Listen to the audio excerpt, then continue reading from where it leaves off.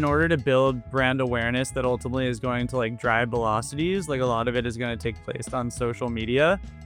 I think there's a huge difference between spending a ton on paid media, especially if you're not a D2C focused brand in terms of your sales channel, and like building content for the purpose of like driving velocities on shelf. And so it is important. Like we like to look at like classic social media metrics, and we'll audit like the accounts TikTok and like the Instagram. I think it's something though that like over time can improve if the right talent and agency partners are put in place. Like in the seed phase, it would be like pretty hard to already have 100,000 followers or like all these viral TikTok videos like over like a year's period after launch. And so like we want signs that like the brand can sometimes generate organic virality, that they have a serious focus on social. Welcome, everyone, to the Startup CPG podcast. Today, we are diving into the world of early-stage CPG investing with Daniel Fairman from Habitat Partners, which is one of the relatively few VCs out there that actually writes checks for early-stage CPG brands. You've probably heard them mentioned as part of the family of the legendary Red Antler branding agency. And today, we're talking all about Habitat, what kinds of investments they make, and what do they look for in a brand? What are some fundraising tips and red flags for Daniel? What are common valuation multiples that he likes to see? And Daniel even drops the names of some other early stage VCs that founders should have on their radar. So get your notepad out and your headphones in. Here we go. All right, welcome to the podcast, everybody. We've got our friend Daniel here today. Daniel, do you mind just kicking us off with an intro about you and Habitat Partners? Yeah, absolutely. Thanks so much for having me. Big fan of Startup CPG. I got started in the CPG industry in big CPG enterprise. I was at PepsiCo, focused on corporate finance at a time when we bought this business called Kavita, a kombucha business. Eventually worked at Danone, the dairy giant, was managing their water business called Evian that everyone probably knows. And then eventually went to AB InBev, where I got more involved on the brand side with kind of brand strategy projects, marketing, and then innovation with a focus on their global brand portfolio. Budweiser, Corona, Stella, Michelob Ultra. So had a really great cross-functional kind of operating experience within CPG. At the time, at AB InBev was getting very excited about kind of these emerging disruptive CPG brands that were, taking on the big CPG enterprises and their brand portfolios. Wanted to really be closer to that ecosystem and had the opportunity to work with a fund called Salva Ventures for about a year before business school. Stayed on part-time during business school. Went and did my MBA over at Stanford and really doubled down on just VC and the whole Silicon Valley scene and learning the ins and outs of the industry after my Salva experience, and also got a little more exposure to technology. But knew that I kind of wanted to come back out of Stanford and really double down on venture again. And yeah, I had been co-invested in a brand or two, a company or two with the current fund I'm at called Habitat Partners. They were looking for someone who could really lead their CPG practice as well as invest in B2B software that kind of touches consumer brands. And so it was a really kind of natural fit. And then to give a little background on Habitat Partners, we were spun out of a creative agency that's been around since 2007, servicing the startup ecosystem called Red Antler. Red Antler for many years was taking equity for services positions within a handful of their clients. And that eventually graduated to a corporate venture capital strategy where we were writing 50 to 100K checks into our most promising clients. Eventually, we had startups that were non-Red Antler clients coming to us, just excited to have us on their cap table. And so my teammates really built out this kind of investing track record through the lens of Red Antler. We had this unique ability to have a creative point of view, balanced out with just years of experience working with early stage brands in a lot of capacities. And so leveraging that track record, we ended up spinning out Habitat Partners at the end of 2021, which is our fund one with outside capital. And so, yeah, we've been deploying that since the beginning of 2022. Have invested in 44 businesses across consumer brand and technology landscape. I think we have about 20 consumer brand portfolio companies. And yeah, we are kind of a seed stage investor. We typically invest when companies are anywhere between 2 to 7 million in revenue. We also do a few pre-launches, like, we've done 3 pre-launch investments in the CPG space over the last year, year and a half, but I would say, yeah, our sweet spot is a 500K check on average. We can go up a bit or down a bit, in the seed stage, and yeah, we love food and personal care and beauty probably the most. We also still look at beverage, but food has kind of been within kind of the realm, one of our more active spaces alongside our personal care and beauty strategy. All right, and I see a bunch of familiar brands to our community in your portfolio: Zero Acre, Mezcla, Happy Wolf, AO, the condiments brand that just launched kind of recently with a lot of support. So overall, just because you do invest in both CPG as well as some of the B2B stuff, what are you telling early stage founders right now about fundraising if you're just giving them advice on it? And is it any different for the B2B companies? Yeah, it's a good question. So I think like they're very different kind of diligence kind of approaches and generally I'll just say this on the B2B software side, right? Like, in the seed stage, there's just very minimal traction. It's very much an idea with maybe a few customers and a founder who we just have a lot of belief in and like the way we just agree with the way he or she sees the future. I think what's kind of different about like a B2B SaaS business compared to like this CPG business is just like the variable costs, right? On the CPG side are like very material in the early days. Whereas like these B2B SaaS businesses, while they may be burning money to like drive growth and build their product, like the gross margins aren't usually something that like you're worried about. And so like my biggest piece of advice and probably the biggest reason like why we pass on a lot of early stage deals is just because the gross margins aren't intact from day one. And as someone who has at times flirted with like launching my own consumer brand, I can say that like, there's economies of scale to be captured that enhance gross margin over time. But if the fundamental gross margins aren't in place from day one, it's just not something that can easily be fixed over time. And I think strategics in general, like, almost value gross margins more than they even do EBITDA generation. Like, of course, they wanna buy profitable businesses, but you think about what strategics do, right? Like, they acquire businesses, they find efficiencies within the OpEx lines, and then they extract more EBITDA as a result, but it's very hard for them to take a product that has a bad gross margin and, like, improve it without, like, deteriorating the product quality, the product experience, and so far, and so on, and so they wanna inherit brands that have the gross margins intact where they can extract synergies below the gross margin line. And so that's why it's so important to have those intact as like a first step in terms of fundraising advice. And, even if you're pre-launch, right? Like we have the ability to see the co-man contracts and where you're gonna price the business in terms of selling to your distributors or direct if it's to retail. And yeah, I think having those intact first and foremost is the biggest thing. And then I think the second thing is you can raise a small angel family friend round and really come to institutions for the first time with some kind of traction story, either surrounding velocities, online sales, repeat purchase rate with like 6 months of data.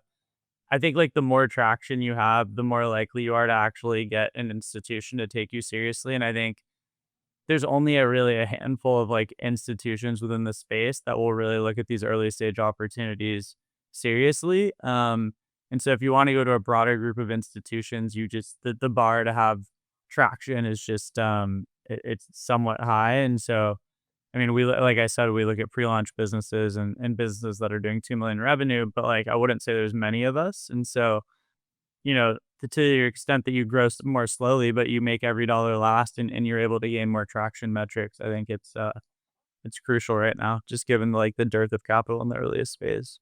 Yeah, it's interesting to hear how you talk about the strategics. And, I think you know a lot more about this than I do, but I always thought about it as they are going to know if they acquire you, they're going to take over your manufacturing because they do a lot of their own manufacturing at a fraction of the cost. And so they're going to get your cogs down to like a third or something.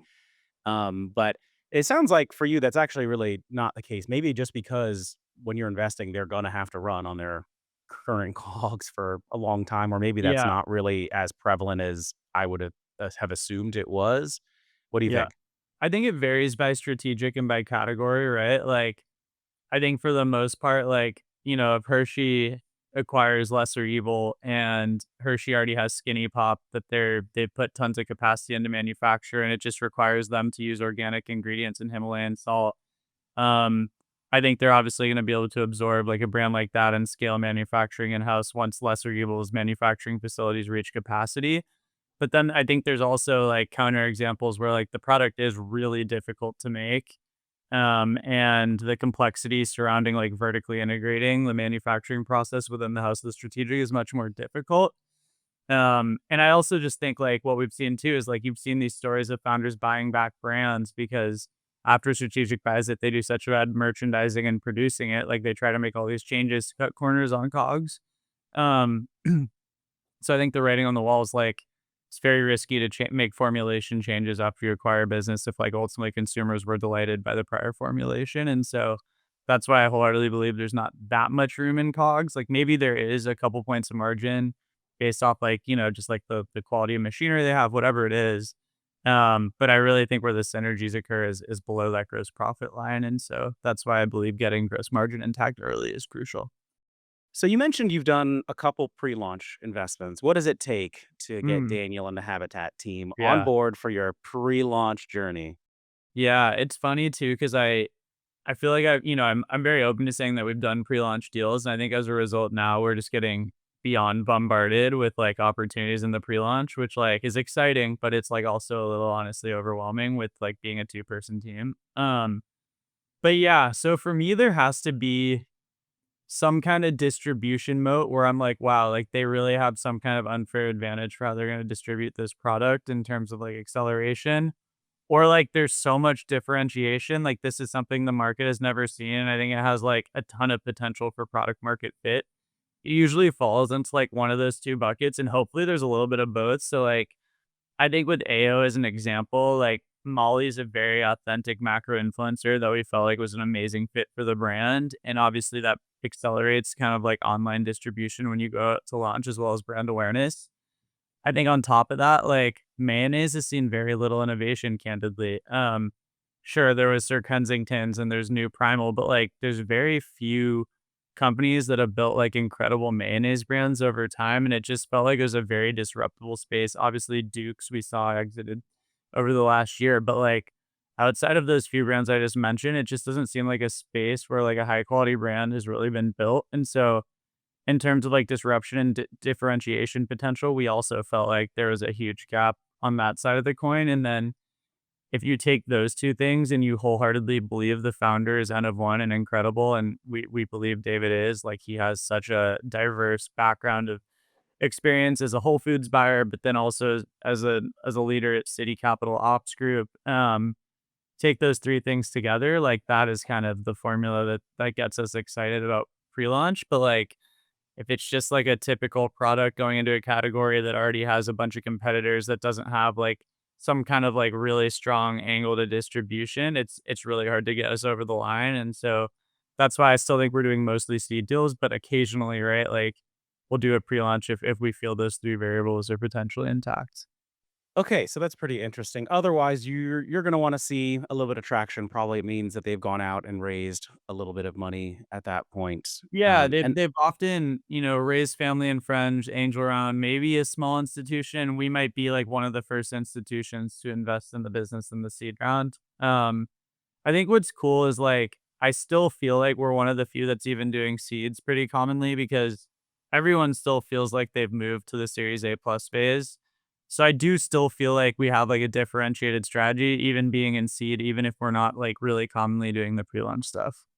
so, would you take your own advice if you were launching that product of yours at some point where you would go and really just try to do a kind of angel round, like friends and family, to get to the point where you could approach someone like yourself for a broader Yeah, investment? Or what are you, yeah, is that what you would be telling founders now? Yeah, I think you've got to feel confident that you can get angel and F and F money in the earliest days. Otherwise, it's just almost impossible. And like, I also think like, and I'll just be totally transparent. Like in business school, I was very seriously testing a concept in the dairy space, and I raised a little bit of money for it just to do like the R&D piece, and we came away through the R&D piece with like a great prototype, but also with like a margin structure that wasn't viable, and I immediately shut it down. I was just like, if we're only in like the teens on like gross margins and like there's potential for this to even be worse if if we don't have like volume scale up over the next year, like this just doesn't make sense. So like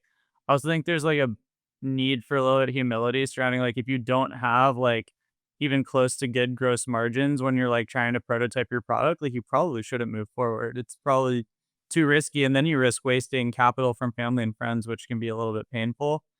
So yeah, that's again why I just think gross margin kind of gives you the answer on the wall. So it's pretty interesting to hear the things that you care about most if you're looking at an early stage founder or product. I'm not hearing you talk a lot about their revenue projection, which like for me when I see it from an early brand, I'm like, okay, like you don't know. It's very hard to do that at an early stage. But it Yeah. sounds like you're not even probably going to focus too much on what they tell you they're going to make year one, two, three. At that stage, you're more just like, okay, how good is this product? What's the moat? What's the Yeah. margins? Like, do you have a shot here? Yeah, I mean, in the pre-launch phase for sure. I think there's a wide array of KPIs for the seed phase that I haven't talked about beyond gross margins, which I'm happy to talk through. But yes, in the pre-launch phase, that's definitely right. Okay, yeah, let's get into it. So what are some of those KPIs that you're gonna look at later on? Yeah. Yeah. So in the seed phase, like by then we'd hope that you're in a few legitimate retailers. Obviously we don't expect you to be national at like all the big names, but like in a few regions, maybe you're in Whole Foods, maybe you're in Wegmans, maybe you're in HEB. And so we do look really closely at velocities, units per store per week, per SKU. We'll benchmark that against somewhat competitive brands and ideally in the same category just to see how like you're playing against other startups in your category as well as other incumbents that have been there for many years. And like the expectation certainly isn't that you'd be beating the incumbents, but like the expectation is that like you're one of the superior like new brands in terms of velocity and like you're on your way to hopefully getting to a velocity level that will eventually match an incumbent. I think number 2 would just be like, if you do have a D2C component to your business, how are the retention rates? Over a 12-month period, we're hoping to see at least 30% of buyers repurchasing. Within those repurchase cohorts, we like to also break it down by like who's repurchasing more than once, more than twice, more than 3 times, because we tend to find there's this pattern where a online buyer will repeat purchase something once because they have it on subscription and often churn after that second purchase because they don't really love it. It's just kind of like they signed up for the subscription, they had it once, had it twice. Okay, like now it's time to get rid of this. And so seeing like what we call power buyers as a share of repurchasers is like a big KPI for us. Like we like to see a solid portion of what we call power buyers within the repurchase cohorts.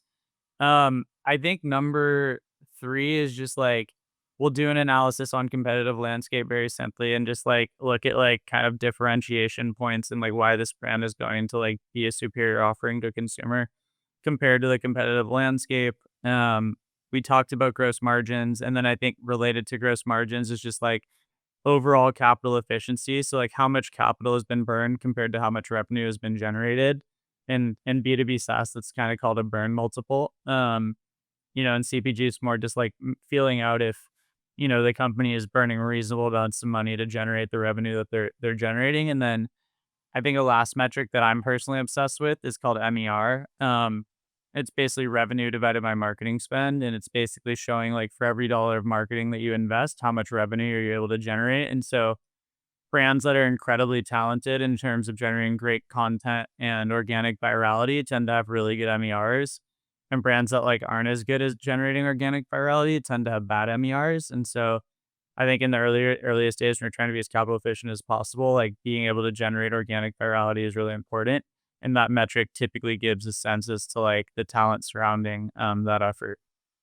How much speaking of virality and online presence, how much do you actually care about a growing brand's presence Yeah. on social, all of that stuff, if they aren't primarily a I D2C love brand? this. I love that question. It's honestly a phenomenal question and it's really timely. So like we care because in order to build brand awareness that ultimately is going to like drive velocities, like a lot of it is going to take place on social media.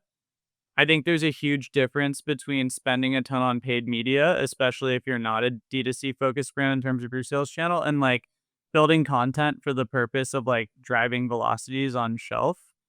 And so it is important. Like we like to look at like classic social media metrics and we'll audit like the accounts TikTok and like the Instagram. I think it's something though that like over time can improve if the right talent and agency partners are put in place. Like in the seed phase, it would be like pretty hard to already have 100,000 followers or like all these viral TikTok videos like over like a year's period after launch. And so like we want signs that like the brand can sometimes generate organic virality, that they have a serious focus on social, that they're thinking about like how they want to like build brand awareness in the future and they have a strategy to do so. But like, I wouldn't say that, like, I need to feel like they're just, like, the best social media marketers in the world in the seed phase. I just need to feel confident that they know how important it is and, like, they're gonna put kind of a plan in place to eventually grow brand awareness in an effective way. I think, like, what's interesting right now is just talking more about, like, channel strategy is we've seen I don't know, we've seen such an interesting story surrounding D2C. Like, you had this, like, ATT update from Apple that made it extremely hard to, like, attribute and target accurately.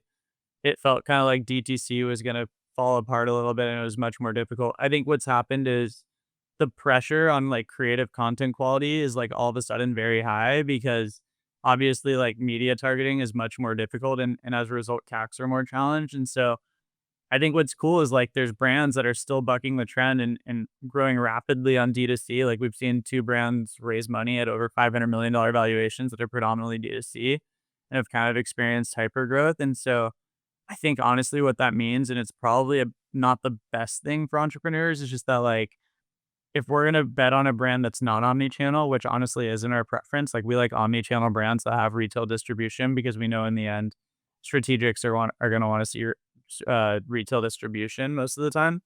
It just means that like if you're gonna do D2C, like your growth and like your capital efficiency have to be pretty amazing because we've seen now a couple examples of like these founders that are like hyper growth D2C, not burning insane amounts of cash and are like, having pretty solid retention and LTVs. And so, yeah, I mean, it's almost like in a way the hardest D2C environment ever for founders, not only because of this ATT update, but also because there are examples of people bucking that trend and doing really well. And so it's like, as an investor, I'm kind of like, huh, like if that brand was able to get to $100 million run rate in 2 years, like why should my bar be low for like D2C brands that are coming to me? But yeah, I'm kind of rambling, but just like thoughts that I've had lately with the recent developments of some of these crazy rounds for a few D2C native brands. Yeah, it's interesting to hear just 'cause I think a lot about also where we're all gonna be shopping in 5, 10, 15, 20 years. Yeah, And, not that necessarily brands need to 100% think about that and where they're investing their resources now and which channels that they wanna grow in, but I also do think about it because in my journey as, like, a beverage founder, I feel like we wasted a lot of money, honestly, trying to put together a nice Instagram that never actually probably drove people into a yeah, store to buy our product because it wasn't even available a lot of places, and, D2C is not really that helpful for a heavy product exactly. like that. Yeah, I think it's about knowing, right, like where you're gonna sell most effectively, where your consumer is, and like where your economics work. And like, I mean, just to give an example in our portfolio, Mezcla, the protein bar, like they're very heavy in retail. They've literally barely ever spent a dollar on paid media, like literally ever. I think they've done a decent job building some brand awareness, even though they've never spent a dollar in paid media. And they've just invested a huge portion of their OpEx in ensuring that like velocities are being driven in retail. And that's been the right strategy for them. Do I think over time they need to continue to build like brand awareness as they go into more conventional retailers at scale? Like, absolutely, they know that. But for them as an example, it's made sense for them to like have a very low investment in like traditional paid media online because it's just not a huge focus. It's not where their consumer is, and they built a nice Amazon business, but D2C never like made sense for them. We'll be right back. Are you gonna crush it on Amazon this year? It's such an important channel, but it's so hard to do alone, and most agencies are a total ripoff. We can't afford $5,000 a month and a commission on our sales. They just don't get it. That's why I love our partners at Daybreak. They are full service, meaning they do the creative work, the listings, the logistics, and of course, all the ads, all with the most reasonable retainer out there. I work with them personally. I'm so grateful we have such a good partner to recommend out to you, our community. They do evaluate your product first to see if it might be a fit. So if you want them to have a look, email them startupcpg@daybreak.agency and they'll do a free audit for you. Good luck, everyone. So we talked a lot about some of the stuff you really like to see, what are some huge mistakes that someone could make right now, sending you a message on LinkedIn or into your email inbox of just like, "Oh, it's immediate disqualification." It's really funny. I actually sent out a post this morning. I have a newsletter called Term Sheet Pitfalls. It's termsheetpitfalls.beehive.com, or you can grab it on my LinkedIn profile. And I literally wrote a post this morning that I sent out called Four Fundraising Don'ts. And it was four principles that like I just would say irk me. Like it doesn't mean it's a guarantee that I'm gonna pass, but like four things that like I don't really like to see. And so I guess I can just list them off here for those who aren't subscribed to the newsletter. But the first thing was, like, over FOMOing me. Um, like, I have founders who sometimes hop on calls and they're kinda like, "Yeah, like, we just signed this angel yesterday, and, like, we have, like, a term sheet," and, like, that's how they start the call, and, like, I actually believe, like, it's totally appropriate to update me on your round dynamic at, like, the end of a call, and, like, if you have leads fighting for the round, that's cool, like, I respect that, that's awesome. But to, like, start a relationship with that as, like, your opening, to me feels like you don't really, like, care that much about telling me about your business. You don't really respect my process. And so I really encourage founders to, like, spend the first 20 minutes of the call no matter what, like, getting to know the investor, sharing your story, like, really going into, like, why this product and concept needs to exist, like, what the future looks like. And then at the end of the call, it's totally fair game to be like, "Hey, like, we've only got 500K left. We're moving relatively quickly. We'd love to have you involved, but, like, respect your process." And, like, that's all it has to be.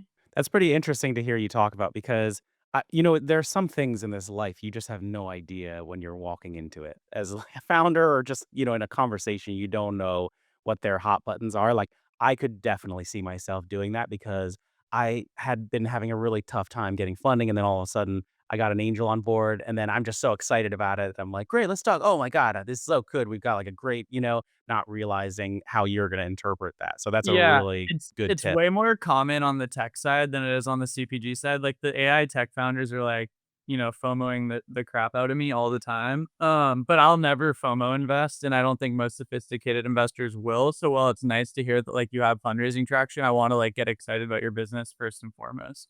Um, I'll go through this a little more quickly, but the second one was, like, talking about who instead of what, and a friend of mine, Brian Sugar, dropped a post on this the other week, but it's like, what we found are, like, founders who spend a lot of time talking about, like, who they know that's, like, impressive versus, like, their business and, like, what they're doing as, like, a primary, like, subject is it tends to be, like, founders who are kinda, like, in it for the wrong reasons, and so I don't know, just one thing to be careful of is just, like, over name dropping people as a means of, like, trying to prove your credibility. It kinda comes off as, like, a little bit fake. So that was, like, number 2. Number 3, what was number 3? Oh, number 3, this is, like, a weird one. So I get asked all the time by founders that I pass on to make other investor intros for them. And, like, I do it because like, I wanna support every founder as much as possible even if we pass, because I just love the ecosystem, but um, the truth is, like, anyone I pass on, if I, like, intro them to another investor, that investor's gonna wanna know why I passed. And I'm gonna be honest as to why I passed, because like, those relationships with these other investors are important, they go back. And so you're immediately putting yourself at a disadvantage as a founder because all of a sudden you're meeting this new investor that I introduced you to who already knows something that I saw in your business that I didn't like.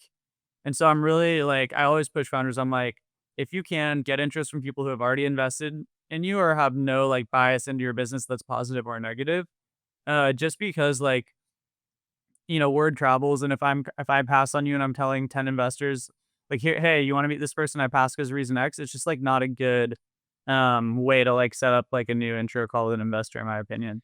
And you've usually shared that back with the brand as well, with the reason that you didn't invest, right? Yeah, I usually try to give feedback. It's not always super detailed feedback, but, like, I do try to give at least, like, 1 to 2, like, objective reasons, like, for why I felt like I didn't invest, and then, sometimes follow up like, "Oh, well, then will you intro me to 3 or 4 of your Kona?" I'm like, "I can, but I don't think it's in your best interest to get them that way." And I'm Who let's just because 'cause we're on this topic, can you just name drop a couple funds that you think are also good to be on people's radars, let's say, for the kinda earliest stages? And then maybe that'll save you from doing having to do the intros if people just know at least. 100%. So, we've co-invested recently with Willow Growth Partners. They're extremely dedicated seed investors. They're investors in Goodles. They like to invest in food and beverage. They're investors into SWA. They're very active. They have a lot of dry powder. They're great. Another fund we really like in New York is called Collaborative Fund. They're investors in One Trick Pony. They're investors in Hot Girl Pickles. They will go very early. They're the earliest investors in Olipop, actually the earliest of anyone, institutionally. So they're amazing. We love that team. Those are like the two. There's Simple Food Ventures, who we also have here in New York. We did AO with them. They like to go incredibly early. They're awesome to work with. Midnight Venture Partners, another fund that goes quite early. And then, yeah, I'd say like those are some of the main kind of like institutional suspects. And then, of course, we have the Angel Group, who we also have co-invested in with twice. They go very early as well. I'd say those are like a few of the main ones that are willing to go like quite early. So it's a small world of Yeah, those early stage it is a small world. investors. I mean, I was making a slide kind of mapping the investor landscape the other day of like who really does seed and pre-seed and CPG, and it's a small group for sure. I want to see that Everyone, slide. yeah, yeah. I It's can, not yeah, it just sounds like a small inner circle. So that puts a lot of context into the thing that you just said about like, hey, do you want really for those 6 people, the intro to come from me who just saw something about your business that I didn't like, and I'm one of the people who knows the most about investing at this stage? Or maybe do you want to go out and get another founder who knows them, who really likes your product to come in hot on the intro, super warm intro Yeah, that of way? course. I mean, you definitely wanna use your existing investors as much as possible, and then if you can find, like, neutral third-party research, like, maybe you have a fractional CFO who knows some investors, right? But, like, yeah, neutral third parties or your own investors are typically, I think, the best intro sources, for sure.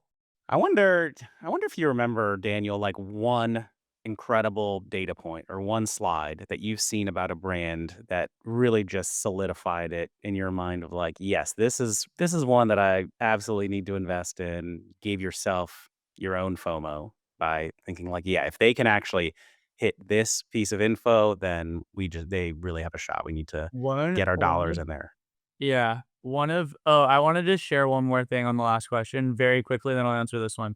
The 4th fundraising don't is don't exaggerate objectively audible data. That was number 4, like, if you're gonna tell me that you, like, have this huge launch coming up, but it's, like, a regional launch in 12 stores, that's gonna feel misleading to me. So just be, like, extremely honest about objective data points, because if I find that, like, they're being stretched, then I'll, like, doubt your integrity, and integrity to me is, like, one of the most important qualities in a founder, investor relationship. That was number 4. Totally agree on that point. I Great. actually, because I'm a very deep data guy, I spent years being the one who pulls the data and tells it strategically. And I see just founders telling a story where I'm like, I don't know if everyone in here knows this, but I can see the data and where you're pulling it from. And that is total BS. What you're Or it's doing like right now, we have the best velocities in the entire category, but we're only in Fred Meyer, and we have the best velocities in Fred Meyer, you know? So it's just like you gotta be careful what you say, and there's a I fine find line, yeah, between yeah, like, lobbying for yourself and just almost kind of pushing that line of, being ethical or just trying to pull one over on people. And like, you look at the footnote in the very bottom and it's like, oh, like top 2 stores in their entire chain. We only actually use those right. You velocities. gotta be careful because like, that just, like, makes me doubt integrity, and it's so important. Yeah, so let me go to your question, which was, like, one slide that, like, really got me over the line. I Yeah, love one s slide, one data Yeah, point, yeah. one anecdote. Yeah, I love s like, I can think of, like, a few things. Like, 1, I love slides that show a company that's generated a ton of revenue off very little capital raised. Like, that ratio, if you can do that in the early days, to me, that's, like, unbelievably impressive. Like, there was a business we saw that had a slide that was like, "Lifetime, we've generated 22 million in revenue on 4 million in capital raised." Like, that to me was like, "Oh, wow." Because that tells me is, like, you have really great gross margins, you're very capital efficient even below the gross margin line, and, like, you're generating, like, real revenue. That to me was like a kind of a holy shit moment. That's pretty amazing because I remember hearing on Shark Tank once, there was a beverage company and Mark Cuban saying, "Yeah, but to get to 50 in revenue, it's gonna take us 50 million into the business, and I'm not down for that journey." Yeah. What's like a great number? What's like an okay number that you'd be fine with? Yeah, I mean, 3x is solid. Especially in, like, the early days, like, where, like, it's just you're operating at, like, minimum volume quantities, and you're not really, like, having economies of scale come into play with your gross margin. Like, the one that I just gave you was like a 6x almost or a 5x. It's very correlated though with gross margins, right? Like we have supplement brands that we've seen that have 80% gross margins that are like a 10 to 1 that have like barely raised money. So it's like it's almost very category dependent and gross margin dependent. But yeah, like if you can keep like a 3 to 1, like that's pretty solid. If you're like really early days, like a 2 to 1 is like pretty good. But like 3 to 1 is great in the early days, and then anywhere above there is like pretty solid.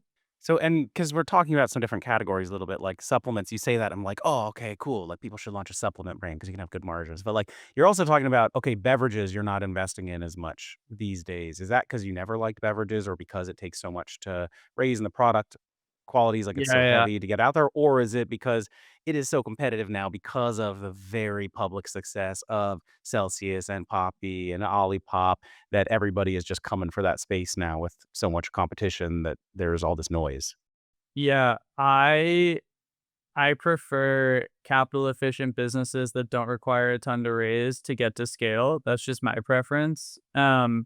If you've seen like the exit sizes for Poppy and Alani New, like they're massive and Ghost. Like I guess the argument against what I'm saying is even if they burn money along the way and your investment gets diluted, you're gonna be rewarded because the average outcome is bigger than like the capital efficient food or supplement business potentially. But I just think fundamentally there's a lot of risk in knowing that in order to scale, you're gonna have to raise a ton of capital because who knows if that will like actually be feasible. Like, certain people are great at fundraising, certain people aren't, like so I would rather back a business that I know isn't gonna be like handcuffed to the fact that they have to raise a ton of money to get to the finish line than invest in a business that while it might have a huge outcome, is gonna have to raise like at least $50 million to have like the big outcome.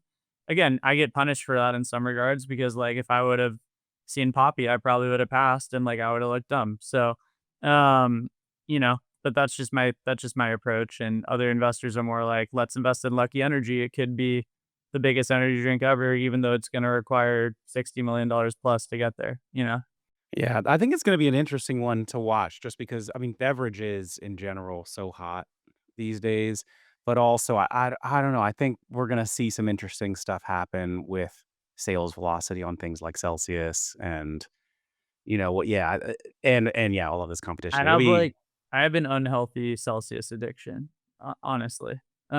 I don't drink it daily, but like whenever I have to do a long drive, it's like a treat for me because I get to have Celsius and I love it so much. Um, it's a crazy product. I've really insane.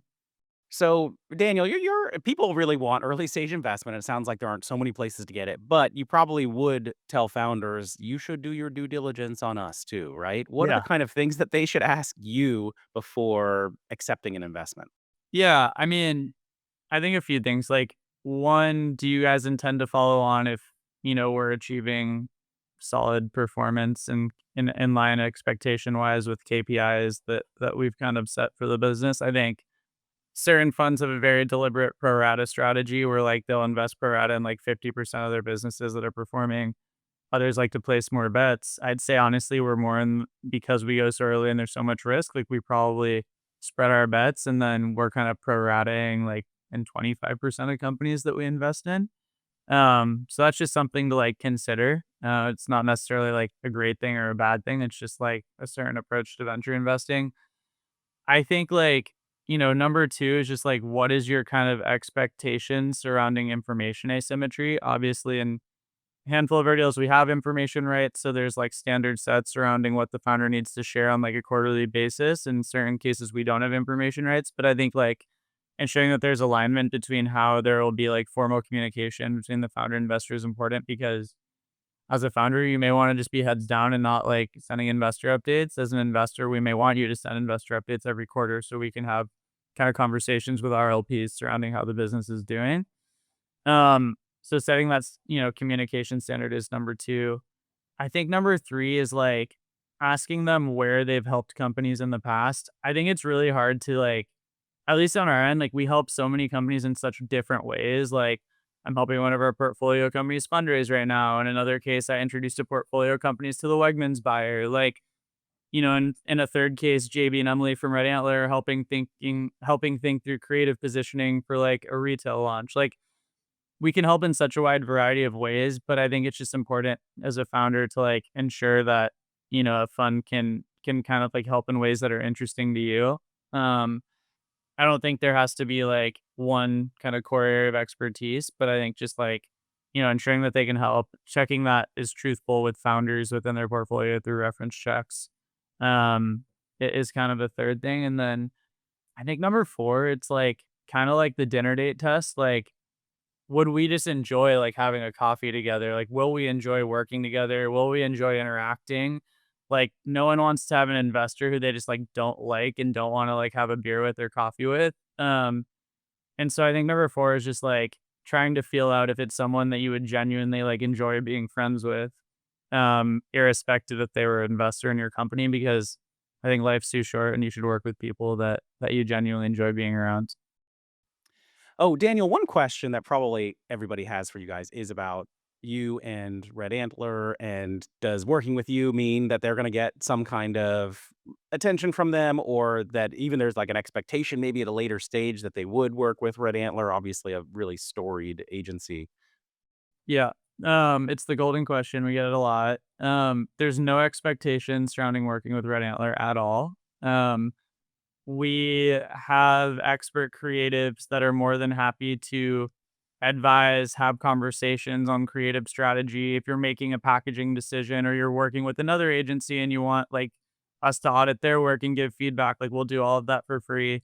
We were recently advising a company yesterday on like their media buying strategy by having them talk to like the head of media buying at Fat Earth, which is a company that Red Antler owns, free of charge. So like we try to be helpful and leverage Red Antler when there's interest. At certain times, founders have come to us and be like, "Hey, we're doing this formal project. Like we're briefing agencies. We'd love to potentially work with Red Antler. Like, what would a scope of work look like?" And like, of course, we'll scope it out. We can in some cases give favorable pricing, and then if they want to work with us, they'll work with Red Antler, and that's awesome. And so that's like we branded Happy Wolf Snacks, pre-launch, named it, did all of like the creative, and then we ended up investing in the business. So there's examples of that, and then there's other examples where it's like we have done nothing formally for Mezcla. Like Mezcla came to us, and we loved the business and the founder, and we invested, and we haven't done any formal work through Red Antler besides just like giving him advice. So it varies, it's case by case, but no formal expectations. We are able to give favorable pricing to our porcos, but like it's not like people are working for free on our porcos or something like that. All right. Okay, just a couple last ones here to wrap us up. First one, valuations. Let's talk about it. What are you going to like to see? What are you going to get angry if you see? Give some early brands some tips. Yeah, and shameless plug again, but check out the first post that we did in term sheet pitfalls on valuation. It definitely is a good one. Yeah, so pre-seed seed phase. So like, exit multiples are like a decent proxy for like what we kind of underwrite to, but like within food, it's usually like 2 to 3 times, 3.5 times sales. That's kind of what we're looking for. Within beauty, it's more like 3 to like 4 to even 5x sales sometimes, just because they tend to be more capital efficient businesses early on the gross margin profile. Um, and then in pre-seed, because there's no multiples to apply, right? Like the business is pre-revenue. Like for us, like the base valuation is 5 posts. But like often we're looking for like 3 to 4 posts. And if it's like there's some kind of distribution mode that it really gives an unfair advantage, like maybe we're willing to go up to like 6 to 7 to 8 posts. But that's kind of the range within pre-seed. And then seed, right? These businesses are often somewhere between, like I said, 2 to 7 million. That's where we feel like applying like a 3 times sales multiple is reasonably appropriate. If they're doing 3 million revenue, 9 pre, 4 million revenue, 12 pre, something like that.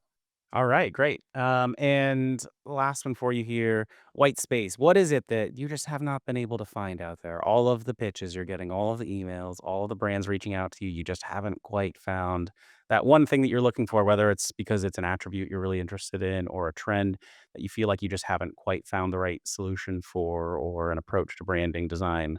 What's out there if someone has it, they should hit you up. Super healthy frozen meals. That is what I want to like. We did talk to a company the other day, but they're not raising money. But just like protein dense, nutrient dense, like kind of like a better version of Kevin's, which exited, I think, to Unilever. Um, we're looking for that. We really think that like consumers like obviously want protein, but they want it in a really convenient form factor, which is why like protein bars have been so hot lately. But like they want it actually in like real form, real ingredients, nutrient dense. And so yeah, like frozen meals that are high in protein that can serve as a dinner that like are delicious. I can just go in the microwave. Obviously the meal kit services actually are pretty solid in some cases, but like we're looking for one that also just sits in the grocery store, delivers on like the macros and that consumers want and is super clean. So yeah, All right, that is a hot tip for cold brands out there yeah, in the good frozen day. land. It's hard Um, because it's, frozen is very capital intensive at the beginning and the margins are challenged. So it's also like who can do it in a pretty capital efficient way. It's a huge challenge. Awesome. Well, speaking of dinners, also thank you for joining our recent founder dinner Yeah. in New Yeah. York, where a lot of brands got to hear a lot of these tips personally. So anyone out there, if you check out our founder dinners, we like to do some surprise and delight guests, like having Daniel there. We also had John Lawson from Whole Foods at that recent one. We like to do that without telling anyone that they're coming. So there's no pressure. We just say, bring your products. Definitely bring your products for this one. Got some VIPs coming. So Loved it. thanks a lot. It seemed like you had a pretty good time at that one. Yeah, I loved it. It was so fun. I've kept in touch with a few of the founders I met, and I'm having coffee with John in a couple weeks. So yeah, it's great. I love it. All right. And just one more time, can you remind everyone the newsletter? Yeah, I Um, appreciate that. It's called Term Sheet Pitfalls. If you go to my LinkedIn, Daniel Fairman, it's under my bio. But also it's termsheetpitfalls.beehive.com. Beehive spelled weird, like the company Beehive.